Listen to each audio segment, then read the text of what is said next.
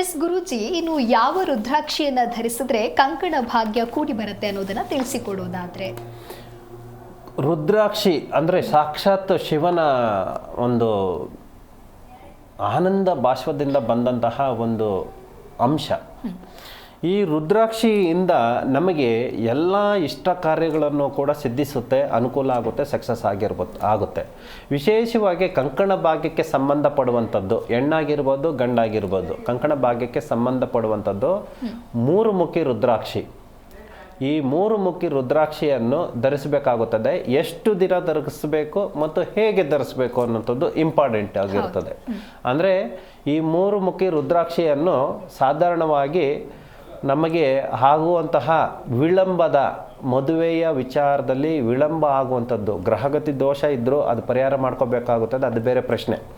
ಮತ್ತು ಭಗವಂತನಿಗೆ ನಾವು ಅರ್ಪಿಸಿದಾಗ ಅಂತಂದರೆ ನಮ್ಮ ಕಷ್ಟ ಸುಖಗಳನ್ನು ಆಗಲೇ ಹೇಳಿದಾಗ ರಾಮಕೋಟೆಯನ್ನು ಬರೆಯುವಂಥದ್ದು, ಹನುಮಾನ್ ಚಾಲೀಸನನ್ನು ಮಾಡುವಂಥದ್ದು, ಪಠನೆ ಮಾಡುವಂಥದ್ದು ಮತ್ತು ನವದುರ್ಗ ಪೂಜೆ ಮಾಡುವಂಥದ್ದು, ಈ ಎಲ್ಲ ವಿಧಾನಗಳಲ್ಲೂ ಒಂದು ವಿಧ ರುದ್ರಾಕ್ಷಿ ಧಾರಣೆಯಿಂದನೂ ಕೂಡ ದೀಕ್ಷಾ ರೂಪದಲ್ಲಿ ತಗೋಬೇಕಾಗುತ್ತದೆ. ಅದು ಯಾರು ಈಗ ಸುಮ್ಮನೆ ಒಂದು ತಗೊಂಡು ಮೂರುಮುಖಿ ರುದ್ರಾಕ್ಷಿನ ನಾವೊಂದು ದಾರದಲ್ಲಿ ಪೋಣಿಸ್ಬಿಟ್ಟು ಹಾಕ್ಕೊಂಡ್ರೆ ನಮಗೆ ಅದು ಫಲ ನಮ್ಗೆ ಸಿಗೋದಿಲ್ಲ, ಸಕ್ಸಸ್ ಆಗೋದಿಲ್ಲ. ಗುರುವಿನ ಆಜ್ಞೆಯಿಂದ ಬರಬೇಕು, ಗುರು ಧರಿಸ್ಕೊಡ್ಬೇಕು, ದೀಕ್ಷಾ ರೂಪದಲ್ಲಿ ಮಾಡಬೇಕು. ಇಷ್ಟು ದಿನಗಳ ಕಾಲ ನಾವು ಧರಿಸ್ಬೇಕು. ಇಷ್ಟು ದಿನಗಳ ಕಾಲ ಆ ವೈಬ್ರೇಷನ್, ಆ ರುದ್ರಾಕ್ಷಿಯ ನಮಗೆ ದೇಹಕ್ಕೆ, ನಮಗೆ ಆತ್ಮಕ್ಕೂ ಕೂಡ ಕನೆಕ್ಟ್ ಆಗಬೇಕು. ಆವಾಗ ನಮ್ಮ ಸೋಲ್ಮೇಟ್ ಅನ್ನುವಂಥದ್ದು ನಮ್ಮನ್ನು ನೋಡ್ಕೊಂಡು ಬರ್ತಾರೆ. ಅದನ್ನು ಪದ್ಧತಿ ಮುಖಾಂತರದಿಂದ ಮೂರು ಮುಖಿ ರುದ್ರಾಕ್ಷಿಯನ್ನು ಕೂಡ ಧರಿಸಬೇಕಾಗುತ್ತದೆ. ಹೆಚ್ಚಿನ ಮಾಹಿತಿಗಾಗಿ ಸಂಪರ್ಕಿಸಿ. ಅದಕ್ಕೆ ಹೇಗೆ ಮಾಡಬೇಕು, ಹೇಗೆ ಗುರುವಿನ ಆಜ್ಞೆಯಿಂದ ಹೇಗೆ ಪರಿಪಾಲನೆ ಮಾಡಬೇಕು ಅನ್ನುವಂಥದ್ದು ತಿಳಿಸ್ಕೊಡ್ತೀವಿ. ಓಕೆ ಗುರುಜಿ, ಇನ್ನು ವಿವಾಹ ಯೋಗಕ್ಕಾಗಿ ಸಪ್ತಮೇಶ ಪೂಜೆಯನ್ನ ಮಾಡ್ತಾರೆ. ಏನಿದು ಸಪ್ತಮೇಶ ಪೂಜೆ? ಇದಕ್ಕೆ ಇರುವಂತಹ ಮಹತ್ವ ಏನು?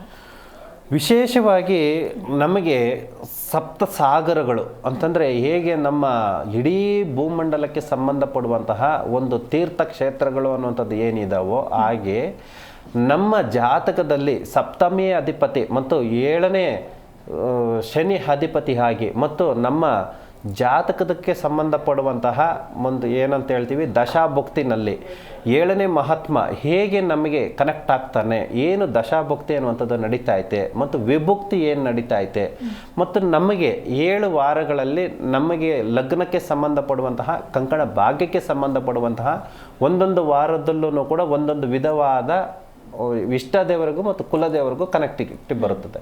ಅದನ್ನು ಹೇಗೆ ನಾವು ಪರಿಹಾರ ಮಾಡ್ಕೋಬೇಕಾಗುತ್ತದೆ ಅನ್ನುವಂಥದ್ದು ತಿಳ್ಕೊಂಡಾಗ ಅದರಿಂದ ನಮಗೆ ಮೋಕ್ಷ ಅನ್ನುವಂಥದ್ದು, ಅಂದರೆ ಕಂಕಣ ಭಾಗ್ಯ ವಿಳಂಬ ಆಗ್ತಾ ಇರುವಂಥದ್ದು ಹುಡುಗ ಆಗಿರ್ಬೋದು ಹುಡುಗಿಗಾಗಿರ್ಬೋದು ಕಂಕಣ ಭಾಗ್ಯ ಪರಿಹಾರ ಅನ್ನುವಂಥದ್ದು ಕಂಡುಕೋಬಹುದು ಅದರಿಂದ. ಓಕೆ ಗುರುಜಿ, ಇನ್ನು ಕಂಕಣ ಭಾಗ್ಯ ಕುರಿತಂತೆ ಇವತ್ತಿನ ನಮ್ಮ ಕಾರ್ಯಕ್ರಮಕ್ಕೆ ಆಗಮಿಸಿ ಸಾಕಷ್ಟು ಅರ್ಥಪೂರ್ಣ ಮಾಹಿತಿಯನ್ನು ತಿಳಿಸ್ಕೊಟ್ಟಿದ್ದೀರಾ. ಧನ್ಯವಾದಗಳು ಗುರುಜಿ ಕಾರ್ಯಕ್ರಮಕ್ಕೆ ಆಗಮಿಸಿದ್ದಕ್ಕಾಗಿ. ಸರ್ವೇ ಜನ ಸುಖಿನೋ ಭವಂತು. ಶಿವೋಹಂ. ಜಿ ಕನ್ನಡ ನ್ಯೂಸ್ ಈಗ ನಿಮ್ಮ ಮನೆಯಲ್ಲೇ ನೋಡಿ. ಎಲ್ಲ ಕೇಬಲ್ಗಳಲ್ಲಿ ಈಗ ಲಭ್ಯ. ನಿಮ್ಮ ನೆಚ್ಚಿನ ಜಿ ಕನ್ನಡ ನ್ಯೂಸ್ ಈಗ ಸನ್ ಡೈರೆಕ್ಟ್ ನಲ್ಲಿ number 292, Tata play number 1664, Jio TV number 1334, NXT digital number 30, in cable number 30, city networks 51, U digital number 162, GTPL number 17, Rockline telecommunications number 42, Shri Basaveshwara cable number 168, rural cable network 60, Vinayaka digital 57, Abhishek cable 821, city channel 53, Siddeshwara cable network 57, V4 digital Infotech 628, Surya digital networks 53, Gajanan digital number 836, Malnad infotech private limited number 56, metrocast number 830, victory digital number 167ರಲ್ಲಿ ನೋಡಿ ಆನಂದಿಸಿ.